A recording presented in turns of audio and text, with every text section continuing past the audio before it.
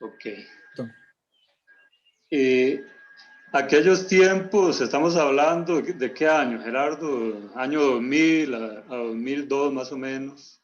Bueno, la verdad, del 99 al 2002 más o menos que desarrollé aquella investigación allá con Bonelia Nervosa en el parque, en gran parte estimulado por varios artículos clásicos de Janssen. Eh, y que se me quedaron grabados y luego la sugerencia de Gerardo, ¿no? De trabajar con Yaquinia Nervosa. Entonces yo no sé qué tanto se usa, Gerardo, ahora el libro este de Historia Natural de Costa Rica. Vieras que tengo que mostrárselos a los estudiantes, por lo menos para que lo conozcan, ¿verdad? Porque es una pieza de museo. En su Es momento una pieza, de Historia Natural de Costa Rica de Janssen fue publicado en 1983. la primera versión. Y aquí un paréntesis, Oscar, y es que ya es hora de ir sacando la versión actualizada de la Historia Natural de Costa Rica. Se ha pasado, ¿verdad? Claro, se ha pasado mucho, pero bueno, es un libro, claro, está desactualizado, ¿no? Pero un superclásico, tal vez de los libros más inspiradores que yo leí cuando llegué a ese curso, era, digamos, como nuestra Biblia de historia natural, la historia natural de Janssen. Entonces Janssen era para nosotros como hablar de Darwin. Y en uno de esos temas que él trataba, hablaba de Yaquinia nervosa y las especies heliófitas, la influencia que tiene la radiación solar sobre la fenología, etcétera. Y bueno, entonces fueron tiempos muy bonitos. Fue uno de los cursos más interesantes que llevé, que lo estimularon a uno a crecer como biólogo, ¿no? A plantearse retos, sueños y hacer todo lo posible por conseguirlos. Gerardo lo conozco ya desde hace bastante tiempo, ¿no? Y nunca le agradecí, Gerardo, toda su paciencia también como profesor, y yo creo que todavía la conserva. Yo admiro esa paciencia que tenés, y en parte intenté traer un poco de eso para mí, porque yo soy, ¿cómo dicen ustedes? Un poco eh, intenso, intensa la palabra ahora, ¿sabes? Y entonces he traído un poco de esa paciencia, de ser un poco más tranquilo, no ser tan hiperactivo como era cuando más joven. Y muchas enseñanzas, y yo creo que fueron tiempos realmente productivos. Se cometieron, uno como estudiante comete muchos errores, como profesor también, como investigador, pero ya somos seres humanos, ¿no? Y poco a poco hay que ir perfeccionándose, ¿no? Como profesional y como ser humano. Esta charla, bueno, inicialmente Gerardo me dijo, podríamos hablar sobre lo que se ha hecho, lo que has hecho en Brasil, en México, en otros lugares donde has estado trabajando con primates, pero yo quería mantener un poco, digamos, como la finalidad del curso, que es un foco más hacia Costa Rica, la historia natural de Costa Rica, y en ese sentido enfoqué más la charla hacia lo que conocemos de los primates en Costa Rica. Entonces, y al final voy a hablar un poquito, sí, sobre lo que se ha hecho o lo que he realizado en otros países para tener una idea, digamos, de la gran diversidad de cosas que se podrían hacer trabajando con este grupo maravilloso que son los primates. Bueno, primero, ¿por qué trabajar con primates? ¿Por qué estudiar monos? Bueno, hay muchas razones. Yo puse aquí 5 de las principales razones para mí. Son de los grupos de mamíferos más diversos y amenazados del planeta, como ya casi vamos a ver. Son el cuarto grupo de mamíferos más diverso a nivel mundial, pero también uno de los menos estudiados, particularmente las especies más crípticas o especies que tienen mayores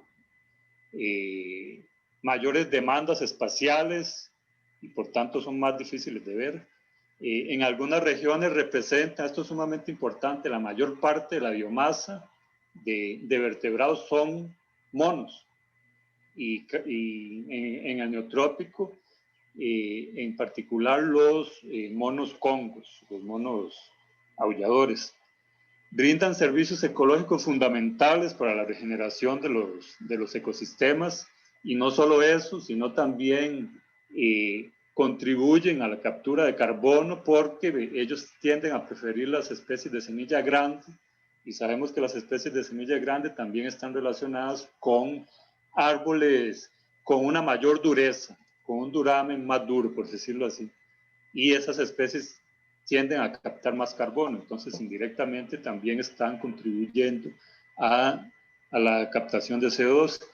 Son los mamíferos más emparentados con nosotros, ¿no? Y por tanto, entendiendo el comportamiento y las variables que afectan el comportamiento de los primates, también podemos entender más de nosotros e incluso de nuestra propia evolución.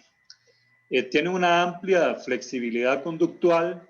Bueno, hay un gradiente, digamos, en esa flexibilidad conductual, pero en general son flexibles. Las habilidades cognitivas son muy variables también y a veces hasta resultan impresionantes, ¿no? Y ocupan una gran diversidad de hábitats.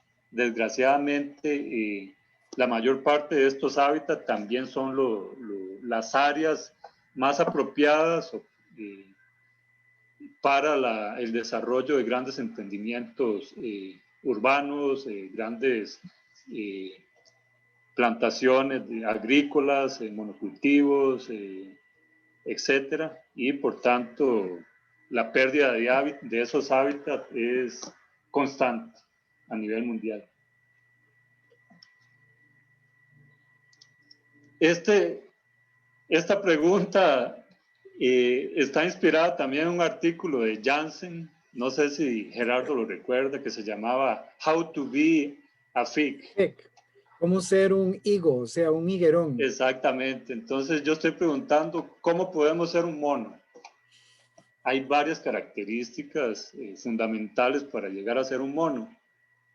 Aquí enumero las que yo considero las principales. Bueno, una alta tasa de encefalización. Entonces, en comparación con otras especies de mamíferos, la proporción cerebro-cuerpo tiende a ser considerablemente más alta. Hay un dedo pulgar oponible o opuesto, que eso es típico de todos los monos, incluyendo el mono humano. Dedos altamente flexibles, tanto en las manos como en los pies. En el ser humano perdimos, digamos, en parte esa alta flexibilidad de los dedos de los pies, pero en las manos, digamos, las conservamos. Presencia de colas prensiles, principalmente en los primates del neotrópico, ¿no? Y en particular en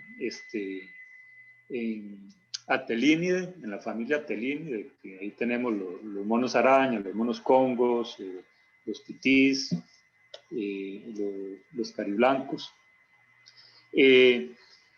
Tiempos de gestación, vean que no varía tanto en comparación con el ser humano. Estamos hablando de entre 6 y 9 meses, ¿no? Entonces estamos ahí en el rango, digamos. Otra característica más que nos emparenta, digamos, nos hace más cercanos a los primates no humanos, ¿no? Estructura social, es muy dinámica la estructura social y podemos encontrar desde patriarcados, como en los chimpancés, hasta matriarcados, como en el caso, digamos, de los bonobos, que es el mismo género, pero especies diferentes, pero el comportamiento es sumamente diferente, ¿no? En un caso mandan los machos dominantes, los machos alfa, y hay un alto grado de agresividad, y en el otro todo es paz y amor, literalmente, ¿no? Y quien manda ahí son las hembras, o más bien las que manipulan al grupo son las hembras, ¿no? Y el dimorfismo social, existen muchas especies de primates, no en todas, pero digamos en general el tamaño de los machos tiende a ser mayor, a veces considerablemente mayor, entre un 15 y hasta un 30% o un poco más de masa corporal.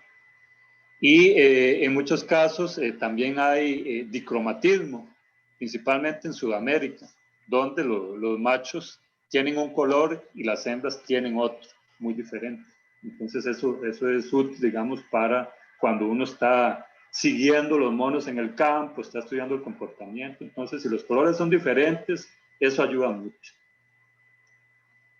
Diversidad de primates, ¿cuántos hay? ¿Alguien tiene una idea así general de cuántos primates tenemos a nivel mundial? ¿Jóvenes? Se puede batear. Claro que se puede batear.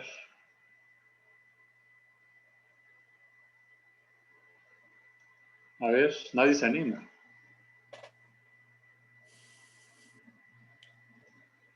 Bueno, parece que no.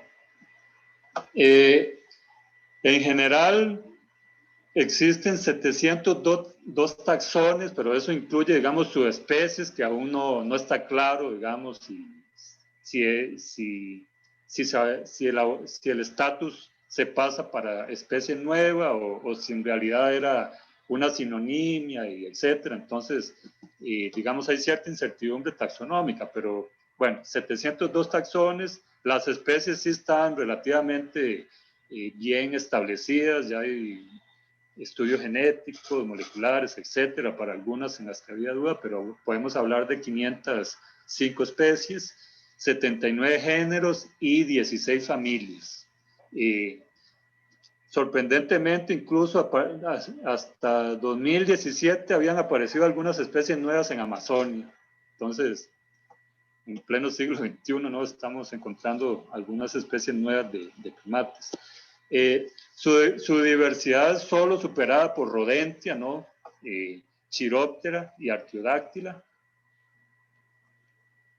Entonces, ¿dónde están distribuidos? Bueno, tenemos 171 especies en los neotrópicos, 111 en África continental, 113 en Madagascar, que es esta islita aquí, y en Asia 119. Entonces vean que los trópicos, digamos, van ganando de goleada, por decirlo así, en cuanto a diversidad de primates, pero también vamos ganando de goleada a veces en cuanto a deforestación y destrucción de hábitats, en especial en la Amazonia. Ustedes ya saben cómo está la situación, es realmente triste, ¿no? Lo que está pasando. ¿Cuáles son los países con la mayor diversidad? A ver si se atreven a batear aquí también. Bueno, espero que no baten porque va a ser pregunta del examen. Por ahora sí pueden batear, ya cuando veamos la diapositiva ahí va a ser pregunta. Oiga, ¿qué estudiante más? Si no, no tengan miedo. No serán como los países de los trópicos, que están como en el Ecuador o así. No, desde luego, pero ¿cuál país o cuáles países se les ocurre? Bueno, yo me atrevería a decir que tal vez Brasil o Australia, no sé. Estamos hablando del neotrópico, Arigna. Entonces, básicamente Brasil, ¿no? Okay.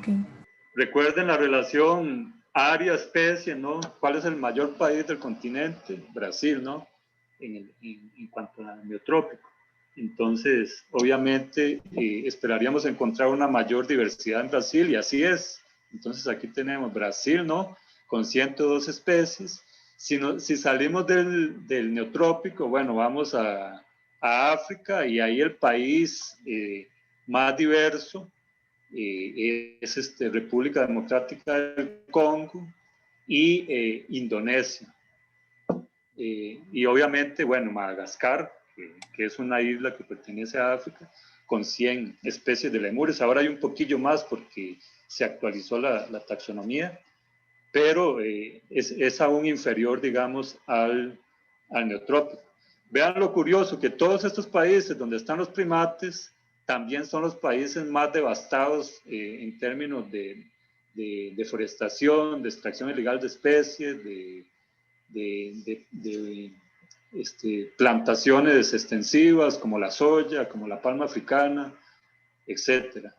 Incluso en uno de esos viajes que hice, estudios cortos, tuve la oportunidad de estar en Madagascar y ustedes realmente quedarían tristes a ver el paisaje de devastación que existe en esa región. Nada que ver con las películas estas de Madagascar. Usted llega ahí y básicamente es un desierto y un poco de pequeños parches de vegetación donde los pobres monos y los pobres lemures aún persisten y heroicamente, diría yo, porque persisten gracias, digamos, en parte al turismo que llega, que tampoco es tan alto, pero es un turismo absolutamente depredatorio, donde los animales son totalmente estresados, los guías los siguen corriendo, montones de turistas, no hay control de la capacidad de carga, etcétera. Entonces, es realmente terrible y por eso necesitamos estudiantes que realmente estén interesados en colaborar a la conservación de los primates, tanto en el neotrópico como en otras áreas en donde los primates se encuentran en estado realmente crítico, como Madagascar, África e incluso Indonesia, solo que ahí también la seguridad es muy difícil, es muy complicado el tema de seguridad, porque son muchas veces dictaduras las que gobiernan eso y hay guerras internas entre ¿cómo se llama? Entre diferentes grupos armados que disputan por el poder y toda esa cuestión. Entonces eso afecta, digamos, incluso la seguridad de uno como investigador. Estos 4 países que mencionamos contienen 65% de la diversidad de primates a nivel mundial, lo cual representa 55 géneros y 16 familias. En Costa Rica, ¿cuántas especies tenemos? Esa sí la tienen que saber.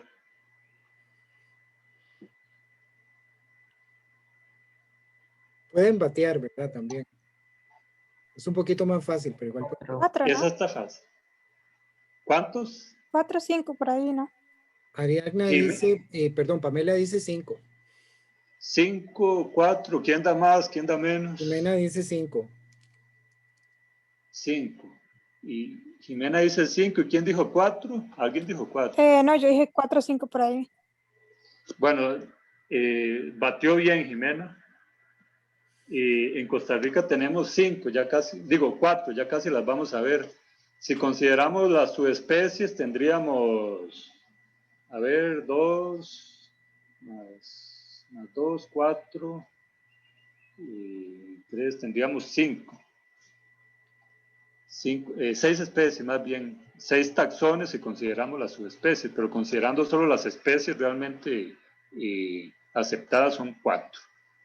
Esto es la diversidad de primates en el neotrópico propiamente dicho, y aquí tenemos la lista de géneros. Vean que tenemos 21 géneros diferentes, 17 de los cuales están en Brasil, por ejemplo, y casi todos, ¿no? Y en Costa Rica tenemos 4. En total son 175 especies y 24 subespecies, pero como les digo, esto varía casi cada 2, 3 años, porque algunas subespecies pasan a ser especies, entonces ahí aumenta el número de especies, o algunas subespecies dudosas, se determina que la verdad eran la misma especie X, y ahí se vuelve, digamos, para el estado anterior. Entonces vean que taxonómicamente hay mucha diversidad también y fenotípicamente, ¿no? Entonces, uno de los primates así más extraños, por decirlo de alguna forma, del neotrópico, es este cacajao que está aquí, el caregringo le llaman allá en Amazonia. Entonces vean que tiene una cara roja y es calvo. Entonces por eso se llama cacajao calvus. Y es muy difícil de ver. Yo lo anduve yo la anduve buscando como un par de semanas ahí hasta que lo encontré, pero las fotos que logré tomar fueron muy, muy malitas porque no han dado una cámara buena y se mueven muy rápido estos animales. Entonces, es una amplísima diversidad de especies que tenemos en el neotrópico y se estima que en los próximos años, de aquí a unos 5 años, se van a describir al menos 5 especies nuevas. Esa es la previsión. En Costa Rica tenemos estas 4 especies que creo que todos ustedes alguna vez han visto al menos algunas de estas. ¿Alguno ha visto todas estas especies en campo? ¿Alguno de ustedes, jóvenes?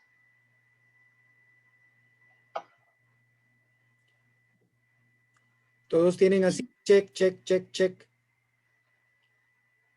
Melanie. No, sí, que sí las he visto, las he logrado ver todas.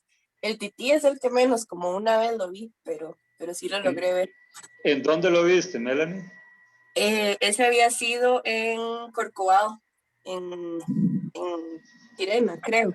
Exactamente, exactamente. Entonces no es por casualidad que el tití sea el más difícil de ver, ¿no? Tiene un área, una distribución mucho más restringida que los otros. Entonces, básicamente, estos son las 4 especies que tenemos. Yo ya hice checklist, Gerardo, Sí. desde hace un tiempo. Estas fotos las actualicé, son de 2019-2021. Y OSA, entonces este tití es en OSA, este también, el mono cariblanco. Esto también es en OSA y esto es en Cahuit, este acá. Entonces, esas son las 4 especies que tenemos. En el caso de Costa Rica, existen varios estudios sobre la diversidad o la distribución y diversidad de primates, digamos, estudios ya un poquito viejos, pero bueno, aquí tenemos este de Ceballos, que es relativamente nuevo, ¿no? Sobre el mono tití, la distribución del mono tití, que es una de las más controversiales, digamos, en la historia natural de los monos de Costa Rica. Ya lo vamos a discutir con más detalle. Y bueno, estos estudios acá, estos 2, hay mucho más, obviamente, hay unos 6, 7 trabajos más sobre la distribución y abundancia, pero la mayoría están desactualizados y se basan, un gran problema que existe es en entrevistas. La mayoría no se basa, digamos, en registros en campo, sino en registros históricos que ya existen en varias bases de datos y en algunas entrevistas más actualizadas que se hacen, pero las entrevistas tienen muchos problemas, digamos, como para, en términos de fiabilidad, digamos, de lo que las personas reportan. Y a mi parecer no es una estrategia apropiada para determinar abundancia. Eso solo nos puede decir si ocurre o no ocurre, o si está presente o no está presente en algún lugar, siempre y cuando tengamos algún método, digamos, de garantizar la fiabilidad de los observadores o de los entrevistados, ¿no? Entonces muchas veces ni se presentan las fotos a las personas, sino se les dice, usted ha visto el mono tití por aquí, o el mono araña, y ellos podrían confundir una especie con la otra, y ahí usted registra eso, y bueno, eso no es una técnica no es la mejor técnica, digamos, para determinar abundancia y presencia de monos, pero se ha usado bastante. Entonces vean que para nivel de Costa Rica, a pesar de que son solo 4 especies, que es la segunda diversidad mayor de Mesoamérica, después de Panamá. Panamá tiene 11 taxones y, si no me equivoco, 8 especies confirmadas. En Costa Rica, hasta la fecha, no conocemos ni la abundancia o la densidad demográfica precisa de ninguna de las 4 especies. Solo algunos registros que existen, principalmente obtenidos por entrevistas y el año pasado se realizó una campaña, digamos, nacional, la primera campaña nacional de conteo de monos que recopiló, digamos, alguna información adicional, todavía no he visto los datos, sobre la distribución de los monos, de las 4 especies de monos. Voy a hablarles, digamos, lo que sabemos basado en esos registros históricos para las 4 especies de Costa Rica. Bueno, tenemos los monos aulladores, Alouatta palliata, que la subespecie que tenemos aquí es Alouatta palliata palliata, ¿no? 2 palliatas, hay varias especies, varias subespecies de Alouatta palliata. Entonces, nuestra especie está distribuida en Guatemala, Honduras, Nicaragua y Costa Rica, 4 países. El área de vida, eso es un tema sumamente polémico y puede variar entre menos de una hectárea y 108 hectáreas, según la literatura.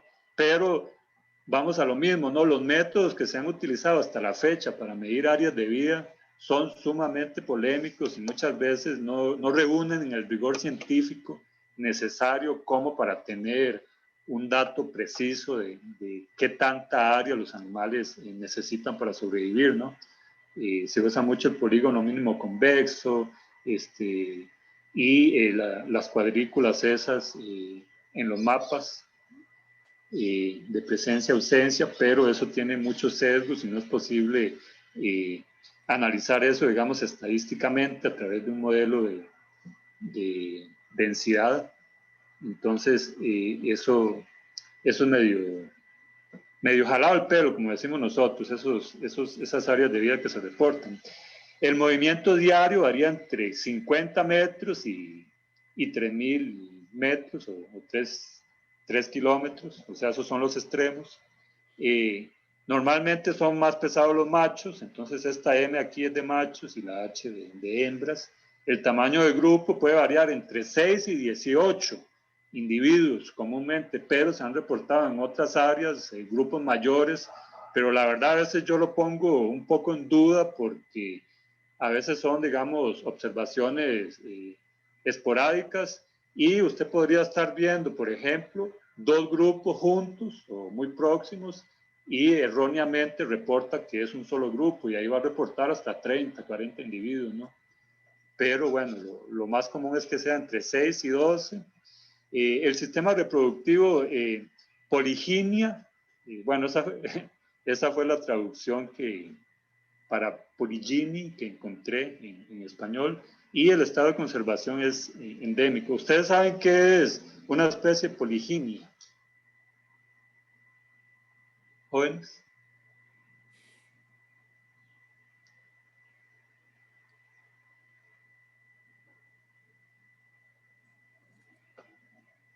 No, o sí. Creo que el silencio los delata. El silencio los delató.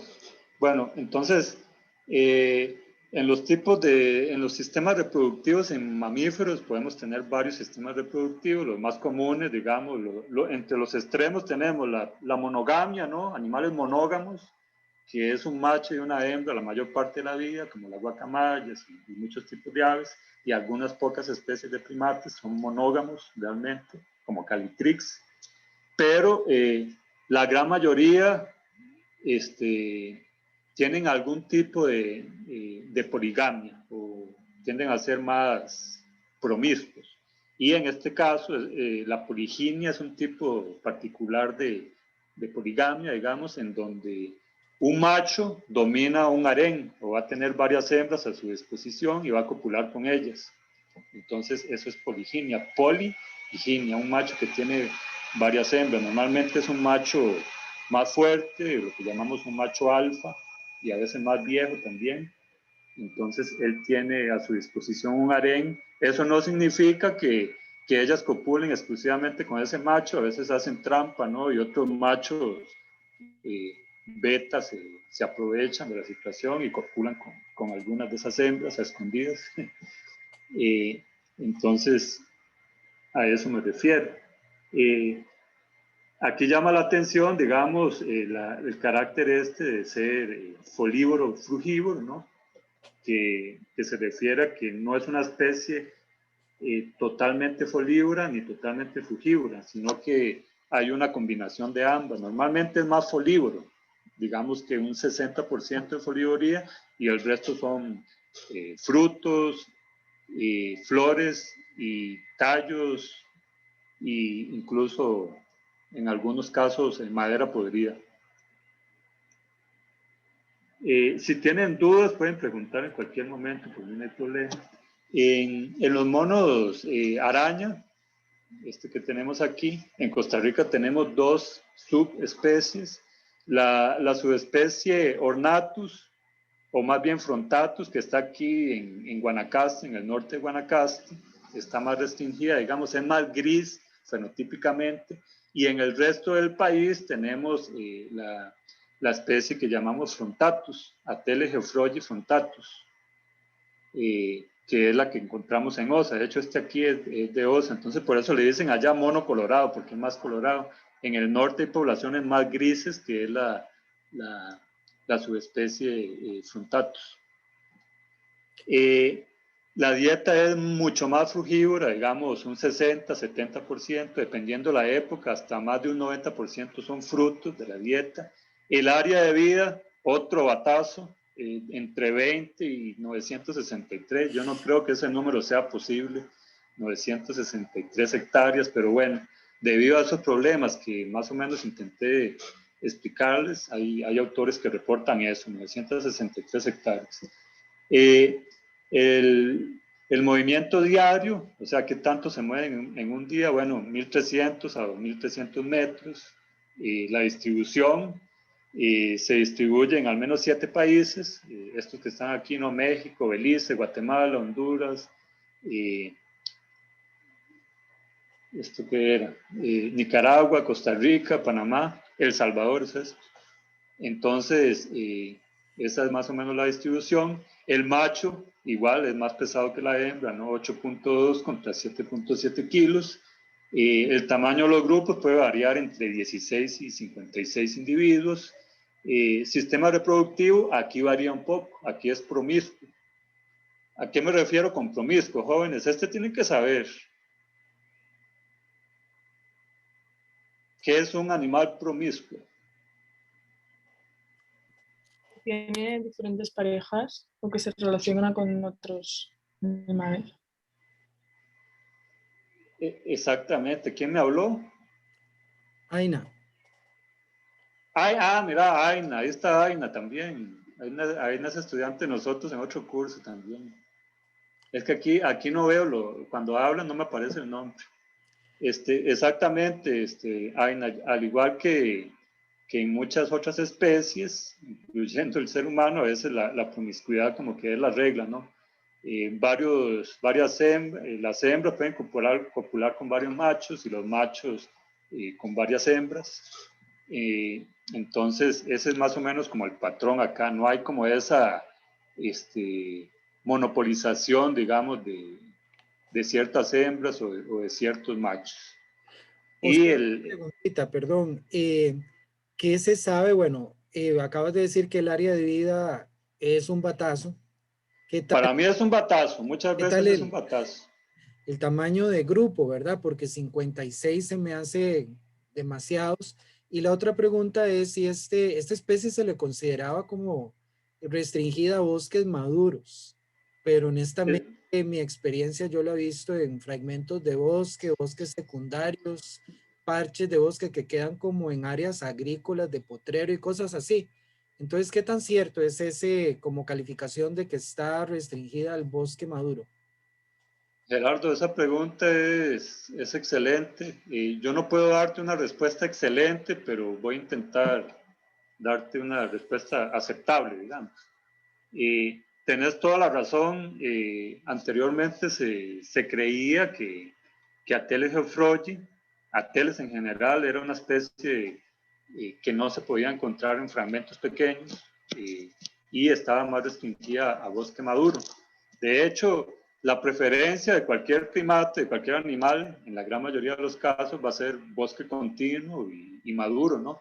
No pequeños fragmentos, ¿no? Porque eso afecta muchos aspectos de la historia natural, incluso a nivel de fitness. El hecho de estar restringido en un lugar con pocos recursos y donde no se puede mover y no hay muchas parejas, pues eso no es bueno evolutivamente. Sin embargo, se ha subestimado la flexibilidad conductual de estos animales y hay diversos estudios que muestran que sí son capaces de complementar, digamos, su dieta y sus actividades en una matriz de fragmentos. Entonces, no estamos hablando de un único fragmento grande o un área de bosque continuo donde pueden vivir, sino que ahora se sabe que son suficientemente flexibles como para existir a nivel de metapoblación, ¿no? Complementando sus actividades y su dieta a lo largo de una matriz de fragmentos de diferentes tamaños. Lo que sí es cierto es que esa flexibilidad es mucho mayor en otras especies de monos menos móviles, digamos, como los congos, o incluso los monos móviles como los tití, pero los tití son mucho más flexibles. Por ejemplo, los titís usted los puede ver en osa, en fincas ganaderas, en las cercas vivas, atravesando de un fragmento para otro, etc. Eso también podría observarse en ateles, pero es menos común. Entonces, sí es cierto que ellos también son capaces de existir o sobrevivir a nivel de metapoblación, pero desde luego les va mejor en un bosque continuo, en un fragmento grande. Claro, gracias. ¿Y cuál es alguna otra cosa me preguntaste? Sí, la parte del tamaño de grupo, es que generalmente Sí. son grupos, como vos decís, semejantes a los del Congo, son pequeñitos, pero ya 56, sí. No sé si Sí. es, qué tan Aquí, sí, aquí no lo mencioné, pero digamos, el tipo de organización social de estos animales es muy diferente, digamos, a la de los congos. En este caso estamos hablando de un tipo de organización social muy similar a la de los chimpancés, donde podemos hablar de comunidades, no de grupos ni de tropas, sino de comunidades de fisión-fusión o fusion-fission communities, así se les llama.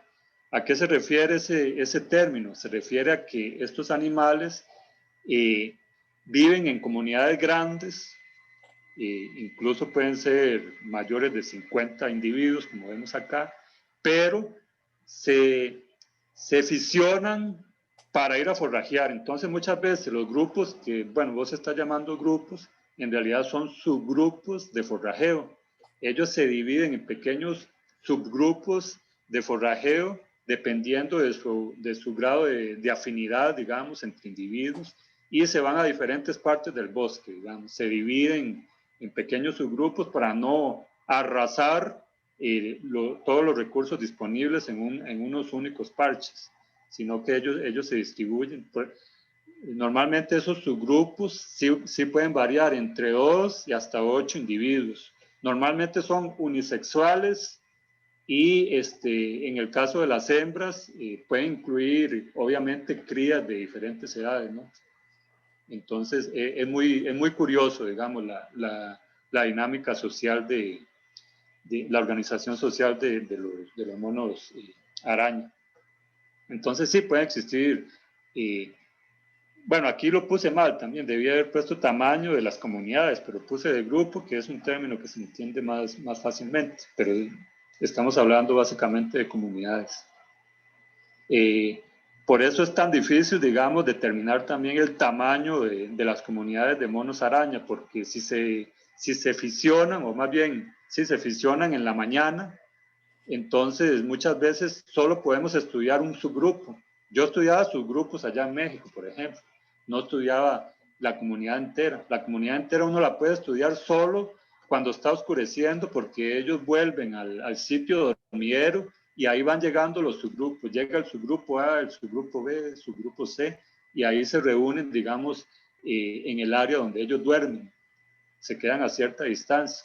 Y en la mañanita, cuando sale la luz, otra vez se dividen y se van para diferentes puntos del bosque a buscar comida. Entonces, eso es muy interesante. Pamela te está levantando la mano. Ah, sí, Pamela. Me surgió la duda. ¿Ellos tienen como jerarquías dentro de esas comunidades o solo se reúnen por conveniencia? O sea, como mientras más mejor, digamos. No, desde luego que hay jerarquías, digamos, hay diferentes grados de afiliación. Por ejemplo, yo tenía un grupo que estaba Pupo, Pipo y Pepo. Siempre estaban juntos. Eran 3 machos adultos y andaban con un subadulto que se llamaba Tito.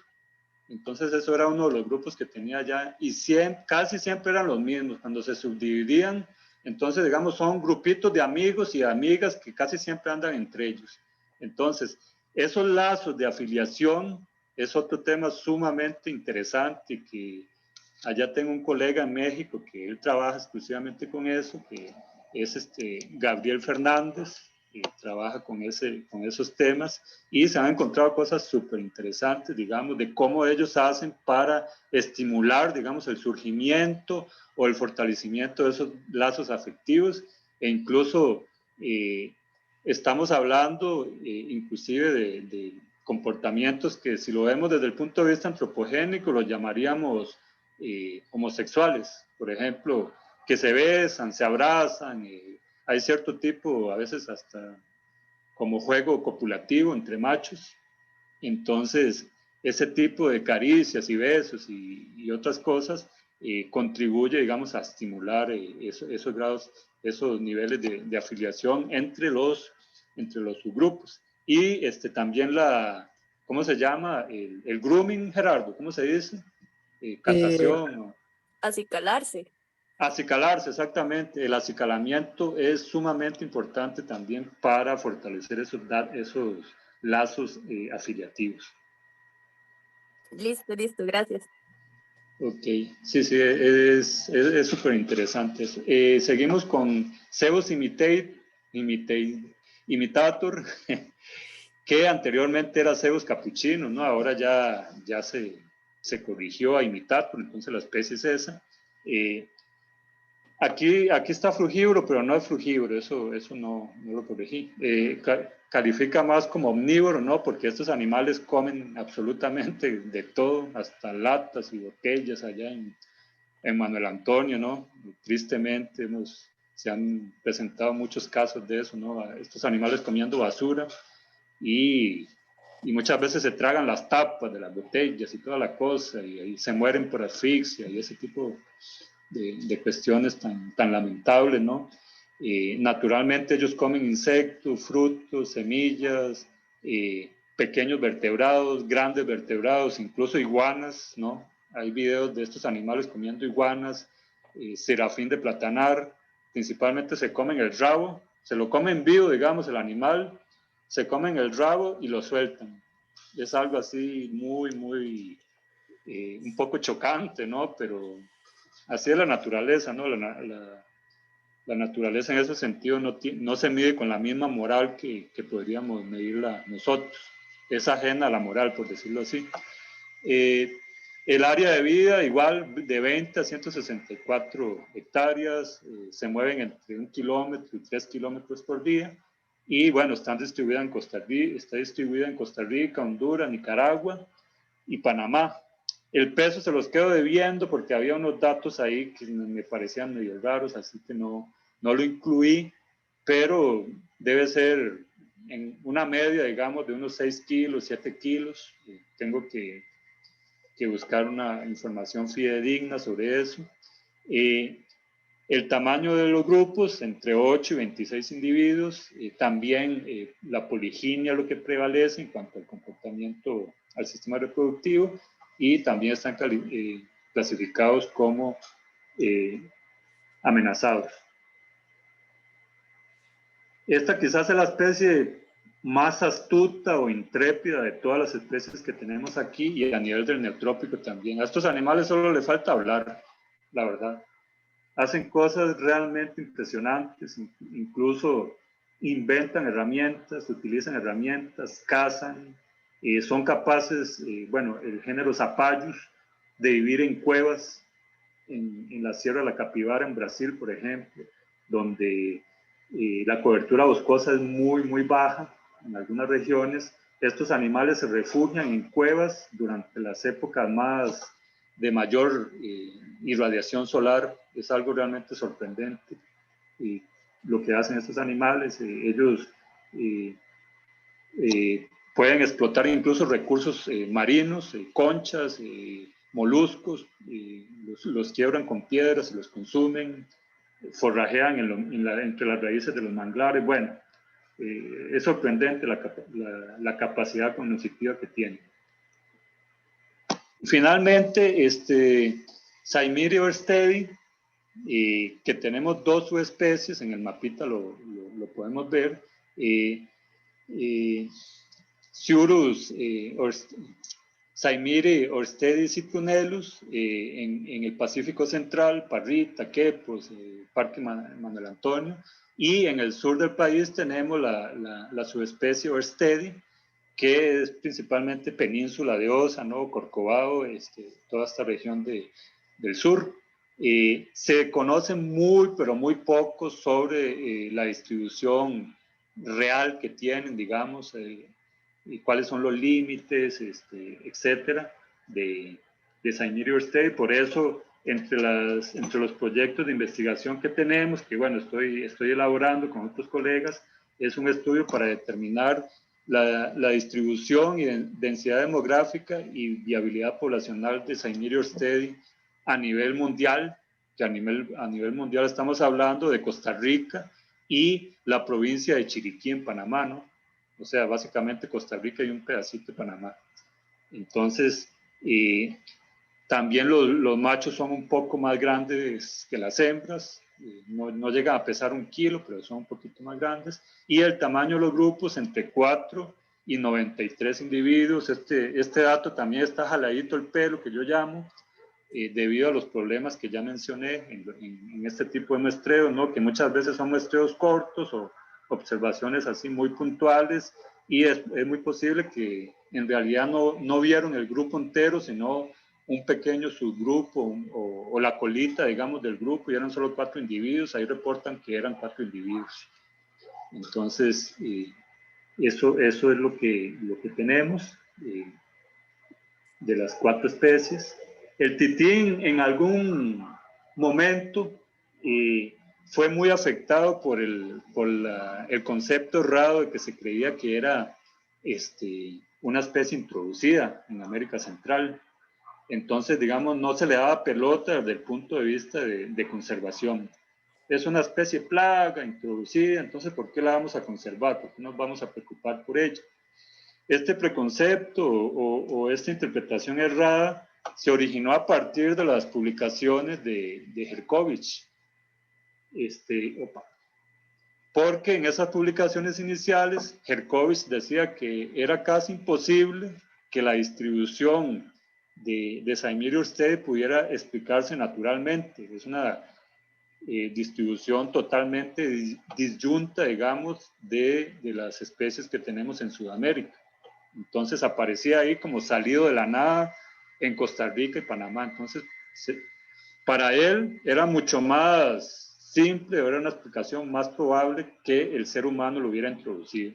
Entonces él propuso que los indígenas de aquel entonces, hace unos 30.000 años, no sé cuántos, 20.000, 30.000 años, lo habían traído como parte, digamos, del comercio que existía entre las Américas, y lo habían traído a Centroamérica, la especie que daría origen a Saimiri Orstedi, que según él era Saimiri citrinellus. Eso fue lo que prevaleció durante casi 50 años, o más bien 40 años, la idea de que era una especie introducida. En el trabajo del 84, Herkovich refuerza esa idea. Entonces, basado principalmente en evidencias totalmente circunstanciales, no tenía ninguna evidencia científica de que fuera una especie introducida, era más su criterio personal, y entonces fue hasta el año 2000, con el trabajo de Kropp, que se realizaron los primeros análisis moleculares que demostraron contundentemente que no era una especie introducida, que Saimiri Orstedi, bueno, este Orstedi va con minúscula, ahí se me fue, divergió de las otras especies de Sudamérica entre 260 y 420.000 años atrás. O sea, es imposible que el ser humano lo haya traído. Entonces, él se dispersó naturalmente hasta Costa Rica y Panamá, y ahí después quedó a lo largo de la historia evolutiva incomunicado. Probablemente se deriva así de Saimiri y Siureus, fueron los ancestros, y por tanto ahora sabemos que es una especie endémica de esta región. Bueno, endémica entre comillas, porque también está en un pedacito de Panamá, ¿no? Entonces, básicamente esa era la historia que les quería contar, y brevemente les menciono algunos de los trabajos que ya hemos realizado relacionados principalmente con el género Aluata y Ateles en Mesoamérica y Brasil. Entonces aquí solo le pongo algunos trabajos recientes. Bueno, entre las cosas que hemos estudiado, la flexibilidad dietética de Ateles geoffroyi y Aluata pigra, paliata, en México, por ejemplo. Algo similar hemos hecho en diferentes regiones del sur de Brasil y Sao Paulo. Estos trabajos más recientes están enfocados a determinar, digamos, el uso de agua o la explotación de agua por los monos, porque en el pasado se creía que debido al alto riesgo de depredación, los monos arborícolas, principalmente atelíneos, no bajaban al suelo a tomar agua, era muy raro, o eso era, se oponía, digamos, a lo que se esperaría por selección natural, ¿no? Un animal no va a bajar a un lugar donde hay un alto riesgo de predación a beber agua. Y entonces se especulaba que principalmente se alimentaban de fuentes de agua arbóreas y que la dieta era un recurso importante para suplir esas necesidades de agua. Aquí estamos encontrando que en realidad no, que ellos bajan con cierta frecuencia al suelo también a beber agua, y también explotan agua de las rosetas, de las bromelias, agua que se almacena en huecos en árboles, etc. También estudiamos aspectos evolutivos sobre, digamos, el consumo de frutos fermentados en primates, para ver si para entender, digamos, cómo esa capacidad de fermentar productos y tomar y digerir el etanol en cierta medida se desarrolló en seres humanos. Entonces, ese era como uno de los objetivos de este trabajo. Oscar, perdón, antes de que pases a la diapositiva con el trabajo anterior, ¿qué tipo de frutos consumían y si los manipulaban? Por ejemplo, si los cortaban, un ejemplo, los cortan y los almacenan en alguna parte y dejan que se vayan pues pudriendo, eventualmente se fermentan. Si había ese tipo como de manipulación, o más bien llegaban, qué sé yo, un árbol y buscaban los frutos que estaban semipodridos. ¿Cómo funcionaba? Lo último que dijiste, Gerardo, Sí, normalmente, bueno, esa es la respuesta. exactamente, lo último que dijiste, es el patrón más general, digamos. Muchas veces no es que estén buscando esos frutos porque les gustan más, sino porque es lo último que queda, digamos. Ya cuando la fructificación termina, al puro final, ya quedan frutos feos, podridos y ya muy maduros. Encontramos que al menos 38 especies de primates son capaces de explotar esos frutos, de consumirlos, y que esos frutos tienen un contenido significativo de etanol, o sea, están en cierta forma fermentados. Y en algunos casos también bajan al suelo y agarran frutos podridos, pero no es, como les digo, que realmente ellos prefieran esos frutos, sino que es lo único que quedó. Bueno, entonces, ya así para ir concluyendo, disculpen ahí que me pasé un poco, es que eran muchas cosas y eso que solo hice, estoy presentando así, según yo, un resumen. La tolerancia que tienen los primates a la pérdida de hábitat es un tema que hemos trabajado bastante y sumamente importante para la conservación. Por ejemplo, en los monos arañas se creía que ellos son tolerantes a todo, se pueden encontrar en cualquier lugar, hasta en los patios de las casas, ¿no?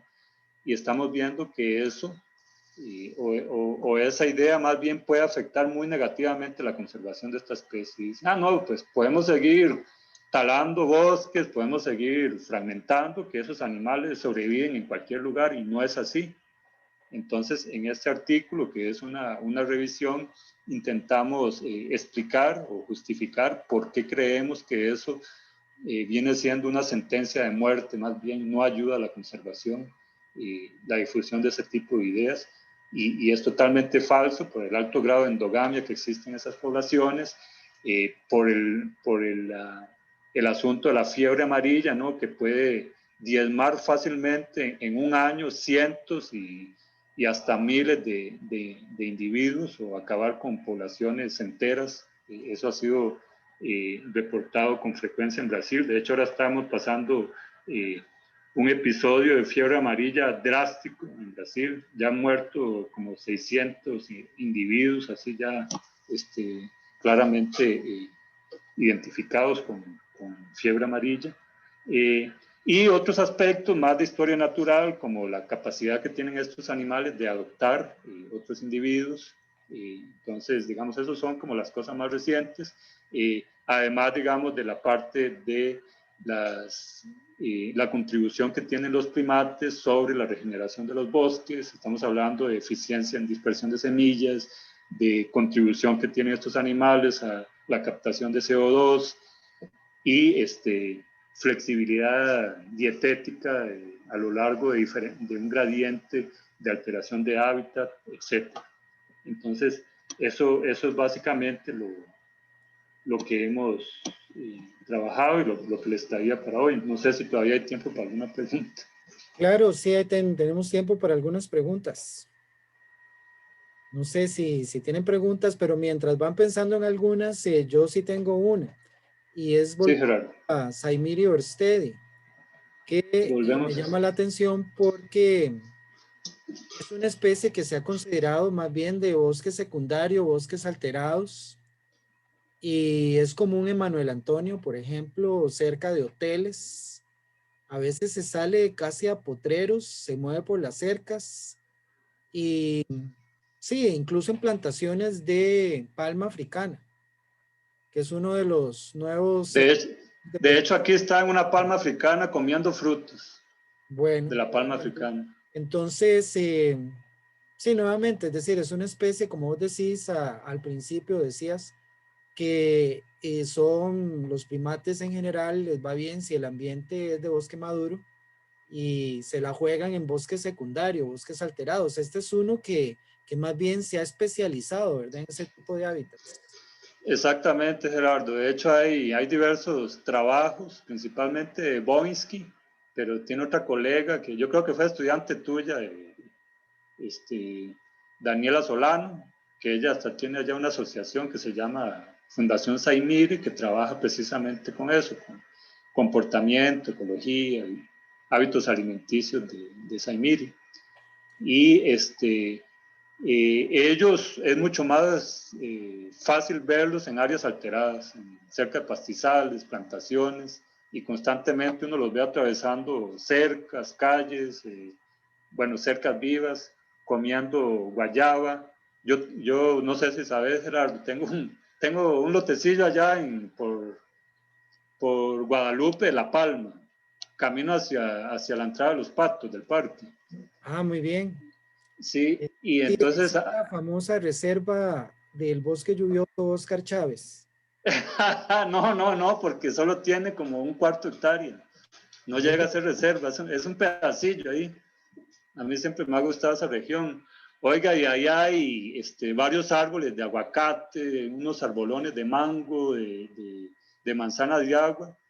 Y ahí llegan estos colegas casi todos los días cuando hay manzana de agua, cuando hay mango, oiga, adoran. Entonces ellos tienen una gran flexibilidad conductual para explotar casi cualquier cosa. Solo no los he visto comiendo banano, pero los vecinos dicen que cuando están maduros llegan a comer banano. Yo no los he visto todavía, pero estos animales, digamos, la diversidad dietética que tienen es realmente impresionante. Lamentablemente no hay datos sistemáticos, no hay publicaciones sistemáticas sobre eso. Es muy difícil estudiar estos animales porque los grupos son grandes, se mueven mucho y de ahí. En general no es fácil trabajar con primates en vida libre, es muy sacrificado estar 10, 12, hasta más horas al día con ellos, haciendo observaciones continuas, soportando la lluvia, los mosquitos, el calor,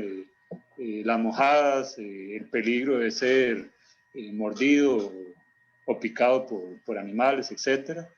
Pero cuando uno tiene pasión por lo que hace, uno hace ese sacrificio y a veces no lo ve como un sacrificio, lo ve uno hasta como algo divertido, algo que vale la pena hacer. Y yo personalmente me siento más identificado con los monos a veces que con el mismo ser humano. Y entonces para mí estar 12 horas ahí en el bosque continuas con los monos llega a ser algo, llega a ser una rutina normal. Ahora no tanto porque ya, sí. Sí, otra pregunta. ¿Vos has usado a Manuel Antonio así como, tal vez como ejemplo para interacciones primate-ser humano, tal vez no ideales, ¿verdad? Pero una vez que yo estaba en el parque me llamó la atención la gente cómo se reunía a observar un grupo de monos, ¿verdad? Cariblanco en este caso.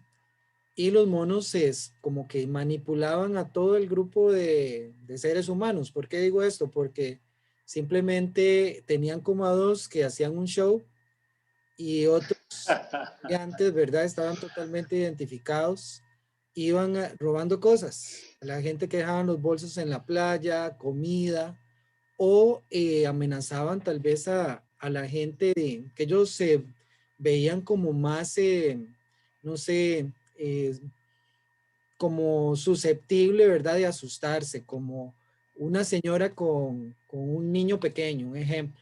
Entonces la señora se asustaba al tener un mono al frente y tiraba un sándwich. Y es increíble como aprenden, ¿verdad?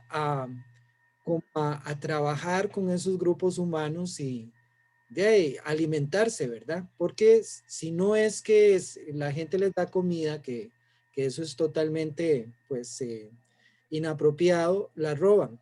O roban una cámara o algo, un objeto valioso y el turista pues le da algo para que el monito suelte la cámara, ¿verdad? Entonces, ese tipo de interacción, ¿verdad? Que es totalmente atípica porque los monos, los cariblancos, cuando uno encuentra una tropa en un ambiente que no tenga tanta visitación, son agresivos, tiran ramas, pues se ve que no están contentos ante la presencia. Un ejemplo de eso es esta foto aquí, Gerardo. Esto fue en febrero de este año, allá en el sendero que va de Draque para San Pedrillo. Entonces ellos estaban explotando cangrejos, unos cangrejitos rojos que había un montón en el suelo y entonces era como un parche, digamos, de alimentación. Y aquí están estos dos machos que me siguieron como 300 metros intimidándome, así como que se me venían a morder y entonces es un ejemplo, digamos, de cómo actuarían en un área menos alterada, ¿no? Son agresivos y hay una defensa intensa, digamos, del territorio, en especial cuando hay recursos de alto valor nutricional. Y otra anécdota, en este caso referida a Lobata, al mono Congo, que sitios que no son muy visitados son también agresivos y ellos te tiran excremento. Una vez estábamos entrando a la reserva de la Universidad ERT, y tal vez, bueno, no me voy a mencionar al asistente de campo, porque de ahí se lo pegaron, y lo pegaron, él iba dentro del carro, con la ventana abajo, y se lo pegaron. O sea, que qué pulso tenían, ¿verdad? Y ya como que nos estaban esperando, ¿verdad? Pero ese tipo de conducta, que es agresiva, de tirar cosas, ramas y hasta excremento, eso uno lo ve en monos que no están como acostumbrados al ser humano, ¿verdad? Y en otros sitios más bien es al revés, ¿verdad? Exactamente.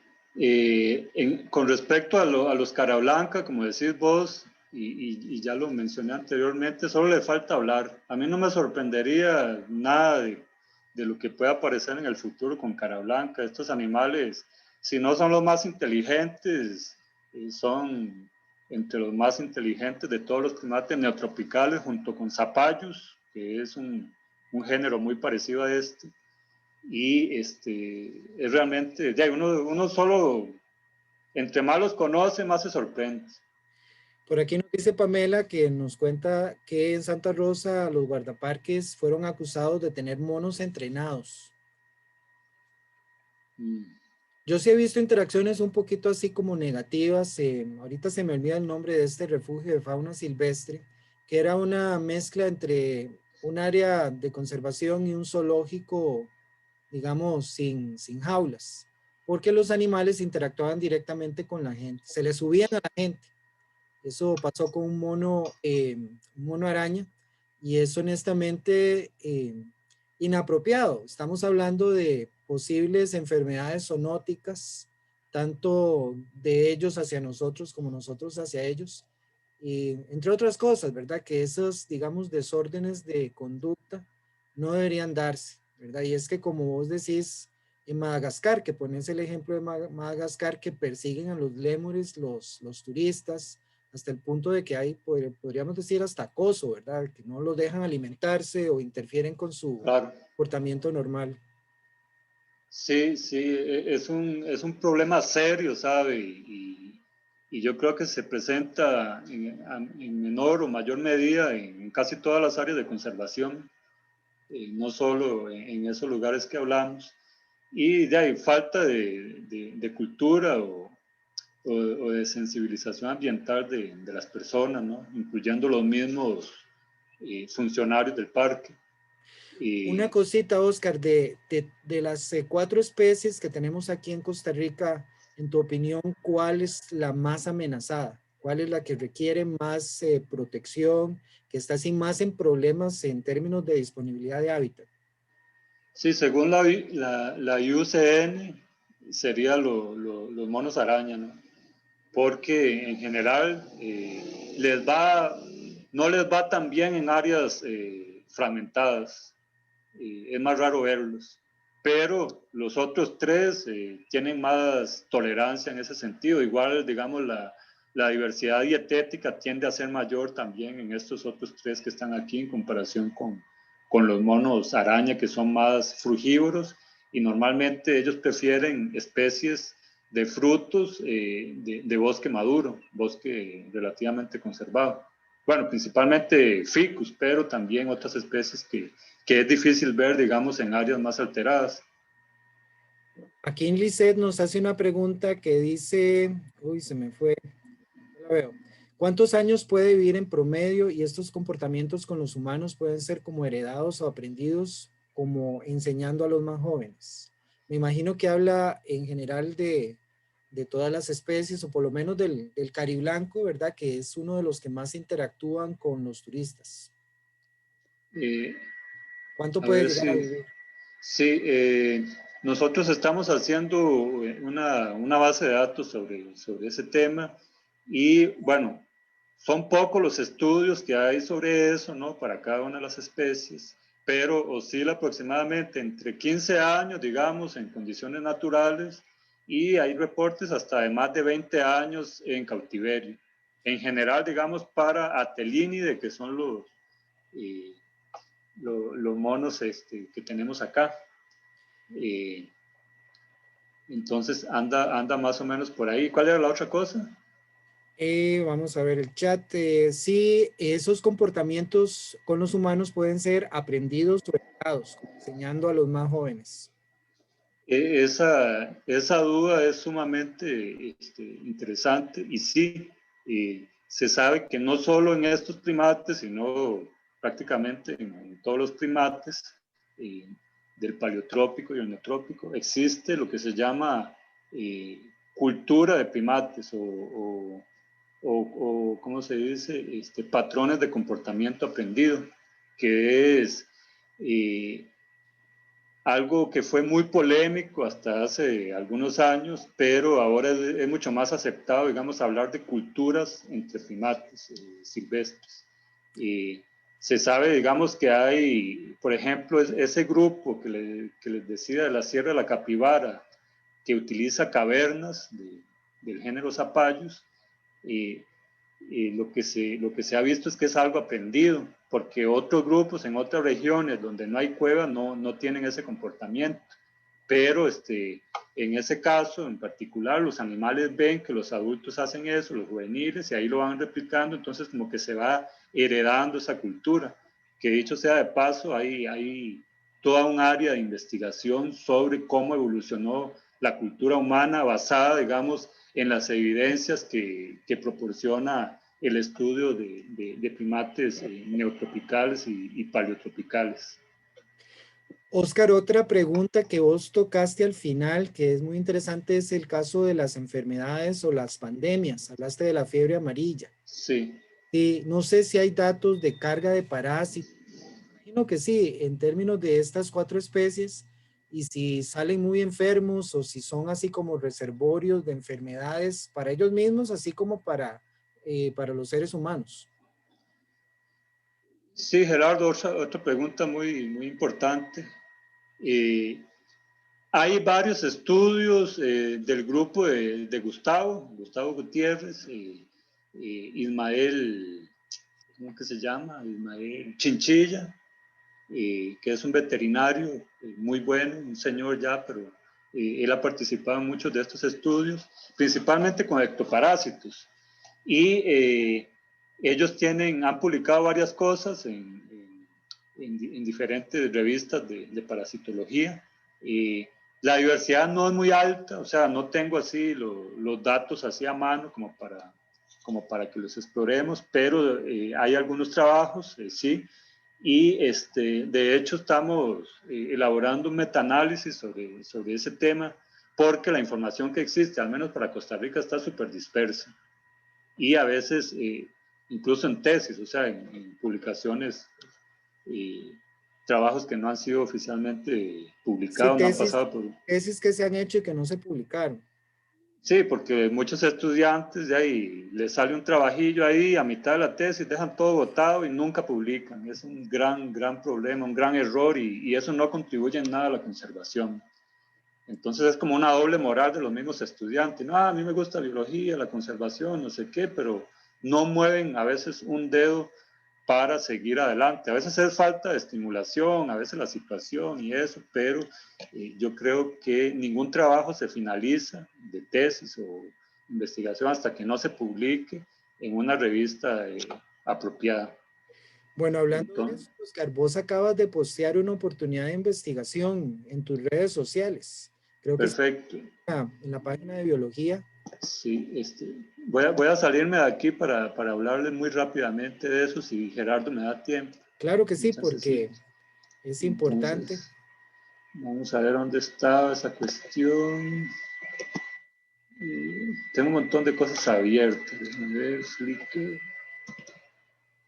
Sí, se trata de un proyecto que intenta determinar, vamos a ver, ahora sí, aquí está, las causas de los cambios en la pigmentación que se han estado observando en Alouatta palliata específicamente. Entonces, vamos a ver el patrón normal, es negro, normalmente con el lomo gris, la espalda más anaranjada que diga, los costados. Pero desde 2010 para acá se han estado presentando una serie de fenotipos, digamos, poco habituales. Esta es la coloración normal, esto es allá en OSI. Entonces podemos ver que los adultos tienden a tener los costados más anaranjados, pero todo lo demás en negro, las manos, las palmas de las patas, todo en negro. Pero estamos viendo que ocurre esto en algunas poblaciones, principalmente en fragmentos más pequeños cerca de plantaciones extensivas de banano, de palma africana, de piña principalmente. Ahí de esos lugares, de esos fragmentos vinieron los primeros reportes. Entonces podemos ver que afecta principalmente las extremidades, la cola, las patas. Esto fue en la Tirimbina. Allá hicimos unas colectas de animales para determinar cuál es el pigmento que está asociado con ese cambio de pigmentación anaranjado. Se determinó que es la feomelanina. Eso lo publicó Gustavo con un colega español en 2019, ese trabajo. Entonces, para darle continuación a ese trabajo, estamos desarrollando actualmente un proyecto para probar una de las hipótesis o someter la prueba, que es un posible efecto de los pesticidas sobre esos cambios en la pigmentación que se están viendo. Que, como les dije, son fenotipos únicos. No hay un solo individuo con pigmentación anómala que sea igual a otro. Entonces, es realmente sorprendente algunos de los fenotipos que se encuentran.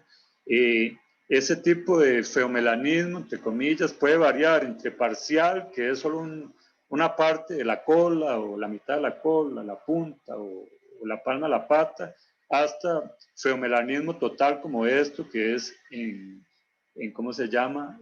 Allá en Caño Negro, en el Río Frío, en Río Frío. Entonces tenemos ese gradiente, ¿no? Y como les digo, de ahí, esto es Albata paliata paliata, aunque no parezca, ¿no? Es un bicho amarillo, pálido. No es albino, porque el albinismo, si fuera albino, tuviera los ojos rojos y no tuviera pigmento amarillo, sino que sería blanco. Recuerden que la melanina tenemos dos variedades principales. La eumelanina, que es lo que nos da la coloración oscura, y la feomelanina, que es un pigmento amarillento, dorado. Entonces, lo que ocurre en estos animales es una sustitución de la eumelanina por feomelanina.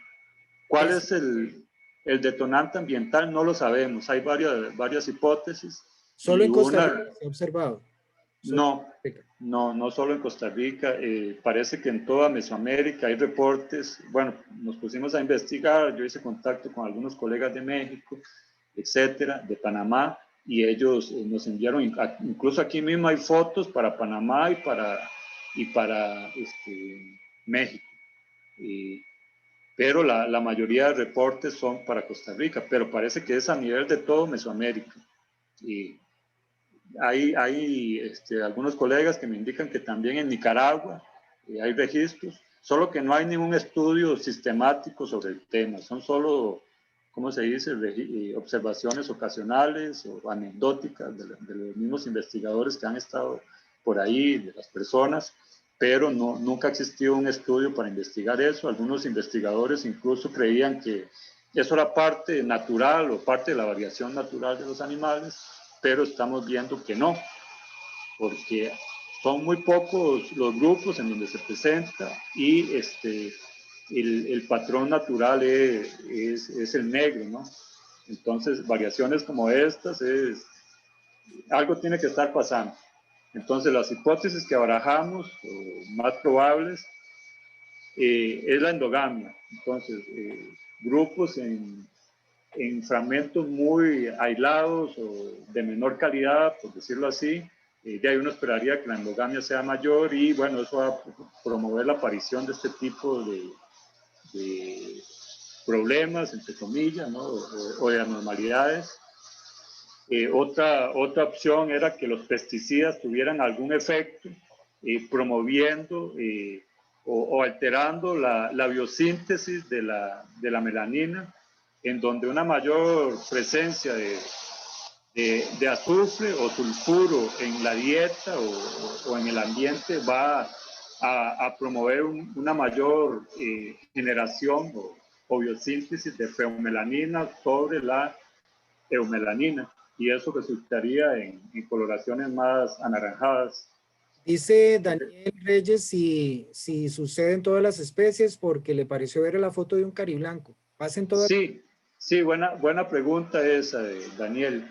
Este registro y del mono araña que está aquí son los únicos que tenemos para otras especies, pero no está confirmado. Podría ser, digamos, un efecto de luz o a veces, si uno se pone a jugar con la coloración, uno puede pasar del blanco al anaranjado. Entonces, esto lo puse ahí, solo está en duda, todavía no sabemos si realmente son registros válidos o si fueron alterados, etcétera. Pero lo que tenemos hasta ahora indica que solo ocurre en Alouatta palliata, bueno, en Alouatta, porque en Alouatta pigra creo que también hay algunos casos. Entonces buscas un estudiante de licenciatura o de maestría. En ese anuncio lo que pusimos era para aprovechar unas horas estudiantes que tenemos. Ya hay como 15 solicitudes, de hecho hoy cerró porque ya llegaron muchas solicitudes, pero la idea es, este estudio termina hasta finales del año que viene. Entonces, la idea es ir involucrando diferentes estudiantes, ya sea que estén interesados en participar como voluntarios, como tesistas de licenciatura, de maestría. Hay muchísimos temas en que nos podrían colaborar, solo que ahora con esto, las restricciones de la pandemia, pues todo se hace más difícil, ¿no? Y incluso para hacer las salidas de campo, ahora vamos a hacer la primera salida de campo a finales de este mes, y ahí dependemos de la anuencia de la dirección, ¿no? De que Cindy nos autorice. Si ella no autoriza, pues no podemos realizar la gira debido a las directrices institucionales que han salido. Entonces, la idea es que cuando mejore este asunto de la situación sanitaria del país, podamos contar con la colaboración de diversos estudiantes que puedan participar, ya sea como tesistas, como asistentes, como voluntarios. Entonces las puertas están abiertas y la idea a través de estos proyectos es promover la investigación en primatología en el país. Tenemos condiciones súper beneficiosas, digamos, en comparación a otros países de Mesoamérica para estudiar primates, ¿no? Pero es muy poco lo que se ha hecho hasta ahora. Entonces queremos estimular a los estudiantes a que participen y obviamente nosotros vamos a hacer todo lo posible por capacitarlos apropiadamente y apoyarlos durante el desarrollo de sus actividades, ya sean tesis o asistencias o cualquier otra actividad relacionada. Bueno, Oscar, demasiadas gracias. Veo que no hay más preguntas en el chat. Y bueno, ha sido fabuloso tenerte, ¿verdad? Compartiendo tu conocimiento y tener esta discusión e intercambiar pues información. Entonces, espero que no sea la última vez y demasiadas gracias. Sí, gracias a ustedes por la invitación, a vos, Gerardo. Y como les digo, las puertas están abiertas, jóvenes. Es solo contactarnos, ahí después si quiere. Además, voy a pasar el contacto aquí, si Gerardo me da un chancecito. Claro que sí. El correo. Sí, el correo yo los puedo compartir con los estudiantes, pero ponerlo ahí en el chat. Sí, gmail.com. Y entonces, en serio, hay cualquier duda o cualquier cosa en que les podamos ayudar o quieran participar en algún trabajo relacionado con primates o algo asociado, pues siéntanse en la mayor confianza de contactarme y veremos cómo podemos poner en práctica esa parcería. Oscar, de nuevo, muchas gracias. Entonces, para el resto del grupo vamos a tomar un break de unos 10 minutos. En mi reloj tengo las 2:33. Nos vemos a las 2:43 para estirar las piernas, ir a tomar un café o traerse un té o algo. Y, Ok, hasta luego.